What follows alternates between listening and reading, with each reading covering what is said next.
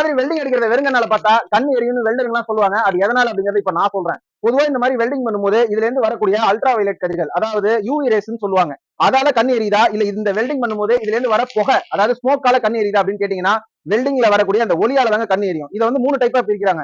UV ரேஸ்ல ஏ B C அப்படின்னு சொல்லி பிரிப்பாங்க. 100ல இருந்து 200 நானோமீட்டர், 200ல இருந்து 300 நானோமீட்டர், 300ல இருந்து 400 நானோமீட்டர். அதாவது நானோமீட்டர்ஸ் அப்படின்னா நீங்க மீட்டர் கணக்குல எடுத்துக்காதீங்க, நானோமீட்டர் ரொம்ப கம்மியான அளவு. பொதுவா வெல்டர் இந்த மாதிரி வெல்டிங் பண்ணும்போது பாத்தீங்கன்னா பக்கத்துல கொஞ்சம் தூரத்துல 5 அடியில உட்காந்துருப்பாரு, அவருமே அன்னைக்கு நைட் ஃபுல்லா கண் எரியுது அடுத்த நாள். நீங்க கேள்விப்பட்டிருக்கீங்களா? இது எதனால அப்படின்னா இதுல இருந்து வரக்கூடிய கதிர்வீச்சு அவரு கண்ணை வந்து புதுசா இருக்கிறதுனால அவர் கண்ணை பாதிக்குதுங்க.